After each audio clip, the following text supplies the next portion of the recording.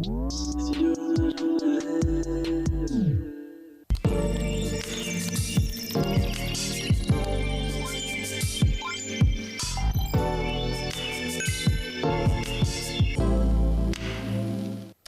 bonjour à tous et bienvenue sur le plateau du studio Majorel pour ce premier épisode de l'émission Tech It Easy, l'émission qui va vous rendre accessible les métiers de la tech. Je suis Julien Keita, responsable de la communauté des Wilders, les élèves de la White Code School. Et aujourd'hui, je suis très heureux de recevoir Paul, qui est un de nos anciens élèves et qui est maintenant développeur chez Deezer. Je vous invite à vous installer confortablement pour en découvrir un petit peu plus sur ce que c'est d'avoir le job de ses rêves. Salut Paul. Salut Julien, Comment merci pour l'invitation. Avec grand super plaisir d'être là, super décor et tout. Super. Je propose qu'on commence par revenir un peu sur ton parcours. Est-ce que tu pourrais nous dire où tu as grandi et ce que tu rêvais de faire quand tu étais un enfant ? Alors moi j'ai grandi dans la banlieue nord de Paris, donc une petite ville qui s'appelle Saint-Leu-la-Forêt, Ouais. à des kilomètres de Paris. Et quand j'étais petit, moi ce que je rêvais de faire c'était de développer des jeux vidéo. Voilà, j'ai été bercé toute mon enfance par le gaming. Voilà. Ok. Et comment tu t'es projeté ? Est-ce que tu as eu l'approbation de tes parents quand tu leur expliquais ce que tu voulais faire ? Est-ce que c'était OK d'avoir ce rêve ? Alors les jeux vidéo, pas vraiment, mais après du coup mes parents sont aussi un peu dans le milieu de l'informatique, le développement, donc ils voyaient pas ça forcément d'un mauvais œil. J'ai toujours été dans un cadre où j'ai toujours eu accès, en tout cas un ordinateur. Voilà, j'ai pu bidouiller très jeune mes premières lignes de code.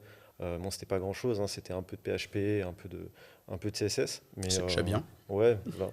À 15 ans, voilà, j'ai commencé un petit peu par créer des forums. En fait, voilà, j'alliais un petit peu ma passion pour le gaming avec un peu cette appétence pour créer des choses, donc via du code. Donc j'ai créé, pour commencer, un premier forum avec un ami d'enfance qui s'appelle Lucas.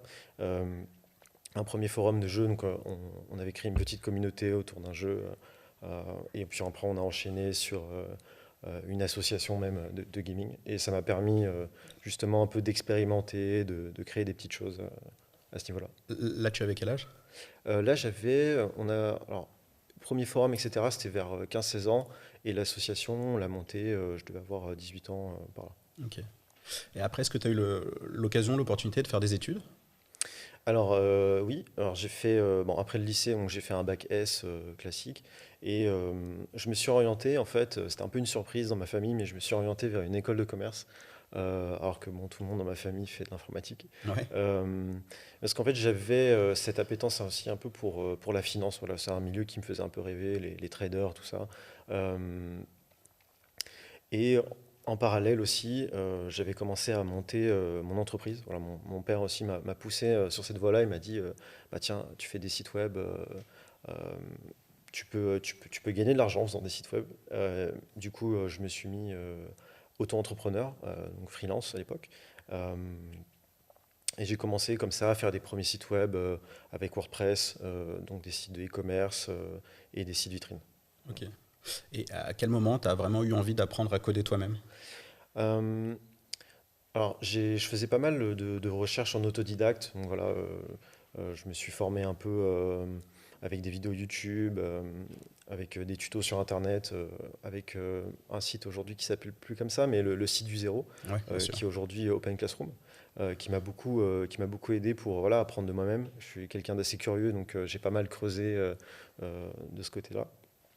Et après, du coup, ce qui m'a donné envie d'aller un peu plus loin, je pense, c'était le fait vraiment d'acquérir des bases solides, hein, parce que voilà, quand on est autodidacte, on pioche un peu à droite à gauche, et j'avais vraiment en fait envie d'avoir un cadre d'apprentissage et d'avoir vraiment, voilà, d'être sûr de ce que j'apprends, et d'aller un peu plus loin aussi. Euh, Et du coup, après ton école de commerce, pour qu'on comprenne bien, tu as voulu te former au code, c'est arrivé après vraiment que tu as voulu vraiment te Alors professionnaliser ? c'est arrivé en fait en même temps, c'est-à-dire que pendant mes études de commerce, donc j'avais en fait cette activité de freelance, donc je faisais ça un peu comme un job étudiant. Mm. Voilà, donc bon, j'ai aussi travaillé au McDo pendant un certain temps, et j'ai vu que ça me plaisait pas du tout. Et après quand on m'a dit en fait tu peux gagner plus en faisant des sites web depuis chez toi, j'ai fait bon bah, en fait c'est ça que j'ai envie de faire.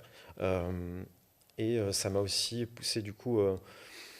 Euh, pendant mes études de commerce, j'ai fait des stages. Et j'ai vu finalement que le milieu de la finance, n'était pas celui que je m'imaginais et que c'était assez différent. Donc un peu une désillusion. Mais du coup, je me suis dit, en fait, je vais mettre à profit les connaissances que j'ai apprises en école de commerce.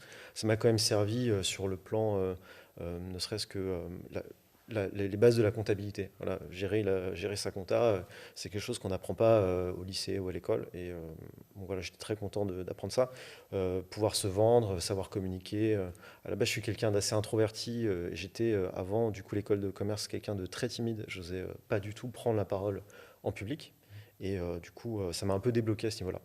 Mais j'ai pas voulu poursuivre, donc je me suis arrêté au bout de 2 ans et demi à peu près pour me lancer à fond en fait dans l'activité de développeur. Ok.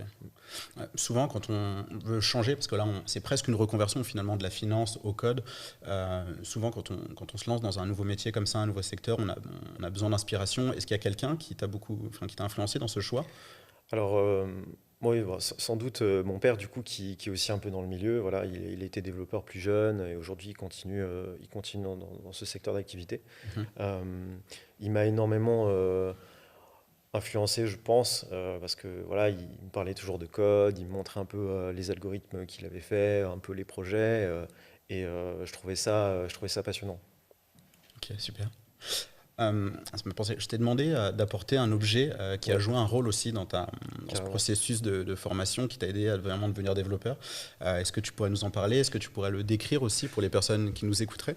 Ouais, carrément. Bah, du coup, en fait, tout simplement, en fait, c'est un PC, voilà, que mon père a utilisé. Donc, voilà, c'était son outil de travail Yes. pendant quelques années. Et en fait, à la fin de la Wild, il me l'a offert un petit peu comme, voilà, un- c'est un peu, voilà, c'est un objet qui compte beaucoup pour moi parce que, en fait, après, je l'ai utilisé, je l'utilise encore aujourd'hui. Mhm. Euh, et je sais pas, il y a un peu quelque chose ouais, c'est un objet un peu familial, voilà, c'est un peu une passation, je trouve.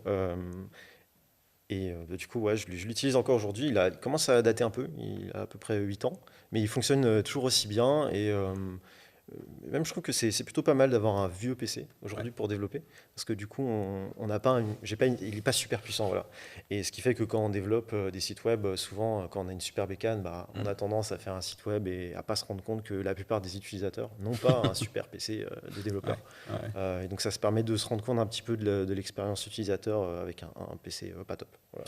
Et du coup, tu vas sur Safari pour tester les sites sur lesquels tu travailles? C'est ça, voilà. En plus, c'est un Mac, donc il y a Safari dessus. Je développe sur Chrome, mais ouais, du coup, ça permet aussi d'être assez polyvalent. Ok, Voilà. top. Du coup, ton père, qui est développeur lui aussi, de ce que j'ai compris, t'a donné cet ordinateur en te disant, tiens, mon fils, tu suivras ma voie. Ouais, voilà, c'est un peu ça. Bon, c'était pas vraiment que ça, mais du coup, ouais, moi, je le vois un peu comme ça, et bah, c'est un objet auquel j'accorde beaucoup je suis très attaché, voilà, à ce PC. C'est top. Maintenant, j'aimerais qu'on parle un peu plus de ton métier aujourd'hui. À quoi ça ressemble d'être développeur chez Deezer? Alors, c'est très cool. Bah, au quotidien, c'est travailler avec une super équipe. Voilà, on est organisé par. Bon, on est beaucoup chez Deezer. On est 150, un peu plus de 150 au niveau de la tech. Et on fonctionne en fait par start-up. Donc des teams, voilà, on est une vingtaine dans mon équipe. Et au quotidien, bon, ça commence le matin par un rituel Scrum qui s'appelle le Daily Stand-up Meeting. Est-ce que tu peux nous expliquer ce que c'est Scrum pour les gens Alors qui n'auraient... Scrum, en fait, c'est une méthodologie de travail qui permet d'être agile. Bon, Ouais. voilà. Ce qui permet en fait voilà, de gérer les projets. Avant, ce qu'on faisait, c'est que les projets, on avait un cahier des charges. Mm. Voilà, vous devez faire ça et on se revoit dans 6 mois. Et souvent, dans 6 mois, on est assez loin du cahier des charges. Et du coup, la méthodologie Scrum permet en fait de pallier ces problèmes et de pouvoir réorienter un peu le produit, de s'adapter, de faire face aux difficultés qu'on a, entre autres. Voilà. Donc c'est ça, être agile, du coup, c'est Voilà, pouvoir faire face aux difficultés, recalibrer s'il faut les choses. exactement. Ok, super. Tu travailles sur quel type de projet, toi, dans ton équipe, justement? Alors, dans mon équipe, donc la startup où je suis s'appelle Partnership. Alors, comme dirait mon tech lead Fred, le but c'est d'apporter 10 heures partout où 10 heures n'est pas. Donc, ça va se traduire par plusieurs verticales. La première, ça va être tout ce qui est objet connecté. Donc c'est un sujet qui est assez passionnant. Notamment, moi, j'ai pu travailler sur le projet. C'est le premier projet que j'ai fait en arrivant chez Deezer. C'était le projet Cast. Mhm. Donc, en fait, en partenariat avec Google, on a développé du coup toute l'intégration de leur protocole. Donc, OK Google joue ma musique sur Mhm. Deezer. En gros, voilà, ça, c'est ce qu'on fait dans ma startup. Et la deuxième partie, ça va être tout ce qui est partenariat en fait avec ce qu'on appelle des telcos chez nous. Donc ça va être SFR, Orange, donc entre autres, mais aussi d'autres partenaires dans d'autres pays. Et on va faire en fait du B2B2C. Ouais. Donc voilà, quand vous achetez, enfin vous souscrivez à un abonnement SFR par exemple, dans cet abonnement est inclus du coup une offre Deezer. Je Donc pense voilà. que on en parlait tout à l'heure. Je pense que beaucoup se souviennent de l'offre inclus dans le forfait Orange Ouais. Deezer où tout le monde a Ouais, pu tester. historiquement, ouais, c'était notre partenaire et un très gros partenaire. Ouais. Ouais. Et qu'est-ce qui t'a donné envie comment ça s'est passé? Comment tu t'es retrouvé toi-même chez Deezer? Alors c'était pas vraiment, c'était un peu un hasard. Un jour, en fait, je reçois un message sur LinkedIn d'un recruteur de Ouais. Deezer qui me propose est-ce que ça t'intéresserait de venir travailler et tout. Voilà, moi j'étais dans mon premier CDI Ouais. et ça tombait bien parce que j'étais à une période où ça me plaisait plus vraiment, l'ambiance n'était pas au top, etc. Et je cherchais déjà un petit peu à changer de boîte. Et donc, du coup, ça tombait parfaitement.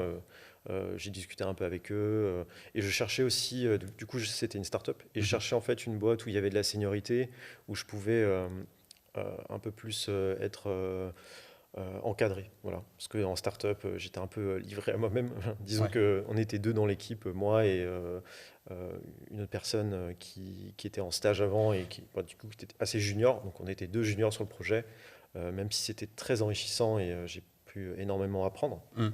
Parce que du coup, voilà, par la force des choses, on est que deux, il y a des projets à livrer, donc c'est très formateur, les startups.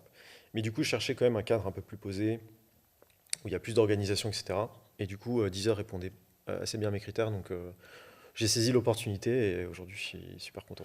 Et t'as remarqué une culture d'entreprise particulière? Est-ce qu'il y a de quel type d'avantages? Qu'est-ce qui fait que c'est cool d'être collaborateur chez Deezer, quoi? Ah, déjà, le produit est cool. Ouais. Voilà, la musique, le streaming de musique, c'est quand même un domaine, voilà, c'est pas une plateforme SaaS complètement. Voilà, c'est vraiment. Tous nos respects aux plateformes Oui, SaaS. oui, oui, tout notre plateforme, c'est SaaS, mais du coup, le produit est vraiment cool. Et après, voilà, il y a toute une ambiance assez décontractée, mais quand même assez challengeante. Parce que voilà, on est sur un marché, le streaming de musique, voilà, il y a des géants comme Spotify, Apple Music, Mhm. Amazon, qui ont déjà plus d'argent que nous, plus de budget. Euh, et voilà, donc on est en compétition avec eux, donc ça reste voilà, assez chill. Mais d'un autre côté, il y a des vrais challenges et on a quand même des objectifs, etc. Donc, ce qui me plaît, moi, c'est le fait que ce soit un produit voilà, qui est utilisé par des millions de personnes. Ouais, la musique, c'est cool, quoi. Merci. Tout à l'heure, tu as parlé d'une vingtaine de personnes au sein de ton équipe, justement en partnership. Ouais, c'est À ça. quoi ressemble ton équipe? Elle est composée de quel type de profil? Alors, on a plusieurs profils dans l'équipe. On va avoir des project managers, Mhm. donc on va appeler ça des products chez nous, donc qui s'occupent un peu de définir comment va être le produit, donc c'est eux qui vont un peu écrire. Si on reste un peu dans le vocabulaire Scrum, ils vont écrire les user stories, etc. Ensuite, on va avoir des développeurs. Donc, on a une dizaine de développeurs, back-end, front-end. On ne fait pas trop la distinction, c'est plutôt Mhm. full stack. Ouais. On s'est fait un peu sur les deux plans. Et on va aussi avoir des QA analystes, voilà, qui sont du coup en charge de la qualité. Donc, QA, c'est Quality Assurance. Donc, Mhm. ils vont s'assurer que le produit réponde bien aux critères, qu'il n'y a pas de bug, en gros. Ok. On reviendra un peu plus tard sur ta formation à la Wild Code School, mais euh, comment tu t'es senti accueilli par les équipes quand tu es arrivé en tant que jeune développeur après une formation intensive de 5 mois? Est-ce qu'ils étaient familiers de ce type de collaborateurs ou c'était un peu nouveau? Ouais, c'était un peu nouveau à l'époque. Bon, je pense un peu moins aujourd'hui. Il y a beaucoup de profils comme ça. Mais du coup, non, en fait, ils n'ont pas vraiment fait la distinction. Ah, tu viens pas d'une grande école, du coup, ça va pas le faire. Au contraire, ils m'ont laissé ma chance. Et je pense aussi c'est le fait que du coup les bootcamps nous forment un peu sur des technos assez récentes et assez Hmm. spécifiques. Et c'était un besoin qu'ils avaient à l'époque, donc sur la techno React, Ouais, qui était en train d'arriver chez eux. On ok. était en train de passer de PHP à React et du coup ils cherchaient aussi des développeurs qui étaient assez aguerris sur la techno assez récente. Donc Ok, ça marche. Et est-ce que tu pourrais nous parler je sais pas, d'un projet en particulier sur lequel tu as travaillé, donc soit que tu as mené, soit pour lequel tu as participé, et dont tu es particulièrement fier? Bah, je pense que c'est le premier projet sur lequel j'ai travaillé. C'était assez nouveau pour moi parce que du coup, on sortait un peu du web. Ça reste du web, mais du coup, le projet Cast, Ouais. du coup, de refaire un peu cette interface pour les Chromecast et Google Home. Ah, je crois qu'on a des images qui peuvent peut-être illustrer du coup ton propos. Ouais, carrément. Alors du coup, comment ça fonctionne? Donc vous avez votre petit objet Chromecast que vous branchez à votre télé via un port HDMI. Et en fait, sur cette Chromecast va tourner une instance de Chrome, donc un navigateur Chrome. Et en fait, derrière, on vient récupérer des ressources d'un serveur. Donc on vient récupérer une application web. En fait, c'est une application qui pourrait tourner tout à fait sur un PC en ouvrant un navigateur. Et donc dans cette application qu'on va appeler un receiver, on a deux parties. Pardon pour le micro. On a deux parties. On a le receiver qui va recevoir en fait des commandes. Et après, on va prendre un téléphone qu'on va appeler un sender. Donc, et lui, en fait, le téléphone va servir de télécommande. Il va envoyer des commandes en fait à ce receiver. Par exemple, joue de la musique, pause, play, next. Donc voilà, ça fonctionne comme ça. Ok. Donc en gros, tu te sers de ton téléphone pour envoyer des informations à une Chromecast qui elle traduit C'est ça. à tes commandes, quoi. Voilà, elle reçoit des commandes et en fait derrière Google en fait a mis en place un SDK, a mis en place un framework plutôt Ouais. qui permet d'interpréter ces commandes. Donc il y a des commandes assez standards qu'on va retrouver sur la plupart des applications multimédia. Mhm. Netflix, j'imagine qu'il fonctionne de la même façon. Le play, le pause, next, créer une queue de musique à jouer à la suite, ce genre de choses. Ok.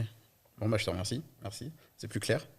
On va revenir un peu sur la formation. Donc toi, c'est pas tombé de nulle part. Tu étais déjà familier. Tu faisais même justement de la prestation. Tu faisais des sites web en utilisant des CMS, type WordPress, ce genre de choses. Mais tu as voulu te former à la Wild Code School. Du coup, pourquoi ce choix? Alors, ouais, je faisais des sites web avec WordPress. Alors, pour être honnête, en fait, je prenais des thèmes un peu gratuits, open source, et je venais modifier quelques lignes de CSS.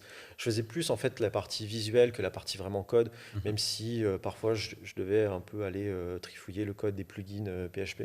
Donc, WordPress, voilà, c'est un écosystème qui est assez bien développé avec une énorme communauté. Il y a pas mal de plugins, donc quand il s'agit d'intégrer une nouvelle fonctionnalité, bon voilà, on va choper un plugin, on le met, on le configure un petit peu et hop, ça convient au client. En plus, le client, lui, il a accès à un Ouais. back-office qui est Simple. Ouais. très simple, que tout le monde peut utiliser, donc c'était parfait. Mais voilà, j'ai eu pas mal de prospects qui me demandaient ah, mais voilà, j'ai envie de faire telle application, j'ai Mhm. envie de monter telle startup, est-ce que tu peux m'aider? Et j'en étais incapable. Parce Ouais, que ouais. moi, du coup, je réutilisais des briques en fait, Mhm. existantes, je les tweakais un petit peu. euh, et je me suis rendu compte qu'il me manquait quelque chose. Voilà. Donc je me suis dit, il faut que je me forme. J'ai commencé à un peu regarder sur Internet, comment on fait une application moderne. J'ai vu que c'était avec des frameworks comme Angular, React. Ouais.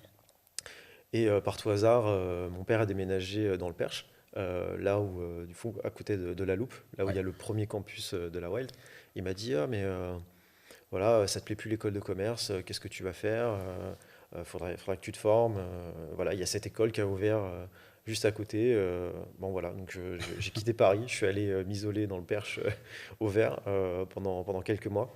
Et je me suis formé au code là-bas et c'était une expérience incroyable.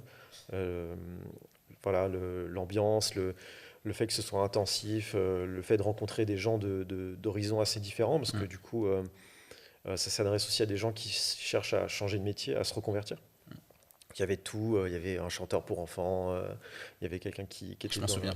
Ouais, c'est sûr. Il y avait aussi quelqu'un qui travaille pour un cabinet de Fontainebleau, voilà, donc plutôt dans la politique. Et bon, il y avait tout et c'était une très bonne expérience, assez intensif, et j'en garde un super souvenir. Ouais. Justement, tu as un souvenir en particulier dont tu voudrais nous parler? Ouais, je dirais, ce serait, je pense, les hackathons. Pendant le cursus, en fait, on a fait plusieurs hackathons et je me rappelle d'avoir passé des soirées, des nuits, du coup, en équipe à coder sur des projets. Peut-être précise pour le commun des mortels ce que ça veut dire hackathon. Alors, un hackathon, ça va être en fait sur une très courte période de temps, développer une solution innovante qui répond à une problématique. Mhm. Voilà, donc souvent c'est une entreprise qui vient nous challenger. Voilà, on a tel problème, on vous laisse à peu près carte blanche. Voilà, il y a quelques critères à respecter, mais du coup, voilà, il faut développer, imaginer quelque chose. Et du coup, bah, c'est un processus qui est à la fois intense parce qu'on a très peu de temps. Mhm. C'est aussi assez compétitif. Moi, je suis quelqu'un j'adore la compétition. Là. Dans les jeux vidéo, c'est pour ça aussi que j'ai monté une asso e-sport, c'est que je suis vachement dans le compétitif, etc. Et du coup, c'était, voilà, je voyais ça un peu comme une compétition sur 2 jours. C'était très motivant et très enrichissant aussi. Top, top, top. Du coup, qu'est-ce qui t'a été le plus utile, je sais pas, dans ton métier aujourd'hui, que tu gardes de la formation et un peu de tous les process, de tous les outils sur lesquels tu as appris à travailler, ce genre de choses? Est-ce qu'il y a des choses en particulier, à part évidemment les connaissances techniques, mais qui t'est vraiment utile au quotidien? Je pense que ça va être sur la partie communication et travail d'équipe, parce que du coup, dans le cursus de la Wild, c'est orienté sur les projets. Mhm. Du coup, tout au long du cursus, on a plusieurs projets, et du coup, ça nous force aussi à voilà, travailler en équipe, travailler avec des gens qu'on ne connaît pas forcément au début, etc. Donc, je pense que c'est ça aussi, je pense qui reste. Ouais. Justement, j'allais te demander, peut-être dans ton métier aujourd'hui, donc chez Deezer, comment dire ça? Qu'est-ce qu'il faut, qu'est-ce qu'on demande aux collaborateurs? Qu'est-ce qui fait la différence entre deux profils? Alors, ouais, bah, dans un premier temps, c'est sûr qu'il faut avoir une partie de hard skills. Donc, il faut maîtriser le code, il faut savoir coder, ça c'est une certitude. On demande quand même d'avoir un assez bon niveau général, quoi. Euh, mais au-delà de ça, on demande aussi pas mal de soft skills. Et c'est ça que je pense qui fait la différence entre un développeur et un autre. Euh, pour moi, dans le top 3, il y aurait en premier la communication. Mhm. Voilà, savoir expliquer ce qu'on fait à des gens qui ne sont pas forcément techniques Mhm. et aussi comprendre du coup les besoins, les attentes sur les projets. On va aussi, je pense, un autre soft skill qui est important quand on est développeur, c'est l'empathie. Ouais. Voilà, se mettre à la place de l'utilisateur, surtout quand on fait du front-end. Donc le front-end, c'est la partie un peu visible de l'utilisateur, ça va être un site web, ça va être une application mobile. Se mettre à la place de l'utilisateur, comprendre un peu les frustrations et faire en sorte que l'interface elle soit agréable à utiliser, etc. Donc pas mal d'empathie. Et je pense le dernier, et je pense que c'est un des plus importants, ça va être l'humilité. Mhm. Euh, voilà, faut pas oublier voilà, qu'on sort d'un bootcamp, on n'est pas forcément, même si on pense avoir compris le truc. Moi, en sortant de bootcamp, je pensais être très très bon. Et bon, d'illusion au premier stage, je me suis rendu compte que j'étais pas si bon que ça. Donc, faut faire preuve d'humilité. Et voilà, il y a des développeurs extrêmement talentueux chez Deezer et on est rarement, enfin, on n'est jamais le plus intelligent de la pièce. Voilà. Et ça, c'est agréable de bosser avec des gens qui sont très compétents et qui peuvent nous apprendre énormément de choses. Ouais. Bah, du coup, je te remercie. Mais enfin, même si tu n'étais pas le meilleur, peut-être, tu es quand même là et du coup, ta carrière se poursuit. Donc, du coup, je sais pas, qu'est-ce que tu as appris, qu'est-ce que tu sais faire qui fait que du coup, tu progresses dans ta carrière, quoi? Alors, qu'est-ce que je sais faire euh, qu- Enfin, je vais peut-être rebondir sur le fait sur la progression. Je pense qu'il te fait progresser, pour moi, ça a été les projets perso. Voilà, les projets. Alors, c'est devenu en fait un peu une passion. Enfin, c'est carrément une passion. C'est voilà, quand j'ai fini le travail le soir, ben, bon, soit je joue aux jeux vidéo, mais sinon, la plupart du temps, ben, je code sur des projets. Je fais voilà, c'est un milieu en fait où on doit constamment en fait se challenger et constamment en fait suivre l'évolution. C'est un milieu qui évolue super vite. On parle souvent il y a un nouveau framework JavaScript toutes les semaines. Alors c'est pas forcément vrai, mais c'est un milieu qui bouge très très vite et voilà, faut toujours être à l'affût des dernières technos, des derniers petits trucs. Donc moi, ce qui m'a fait progresser, je pense, ouais, c'est les projets perso. Euh, et le fait de s'investir plus que son travail. Vu la manière dont on parle, j'ai l'impression que c'est un boulot passionnant et dont tu es passionné. Donc, du coup, c'est ça aussi qui te pousse à travailler même le soir de manière Ouais, bénévole. je vois pas vraiment ça comme un travail finalement. Moi, c'est une chance aussi, hein. Je pense que ça peut être le cas de tout le monde, de tous les développeurs. Mais moi, voilà, coder, c'est un petit plaisir. Je suis dans ma bulle, je code mes petits trucs, je bidouille mes petites applications et après, voilà, j'ai des petits trucs à montrer à mes potes. Ah, j'ai codé ce projet. Toujours une fierté, voilà, d'accomplir des trucs comme ça. Bah, ok. Et bah, déjà, merci pour tout ce que tu nous as partagé. C'est déjà la fin de notre premier épisode. Peut-être, est-ce que tu aurais un dernier mot du coup, à donner aux personnes qui auraient envie de suivre une voie un peu semblable à la tienne, quoi? Bah, lancez-vous. Voilà, aujourd'hui, il y a plein de formations, il y a plein de ressources sur Internet. Euh, lancez-vous. C'est un super métier. Voilà.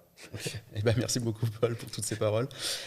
Du coup, comme je disais, c'est déjà la fin de notre premier épisode. Je vous donne rendez-vous au prochain, donc le mois prochain, et à très bientôt sur Internet ou même ailleurs. Merci. Merci. Merci, Paul.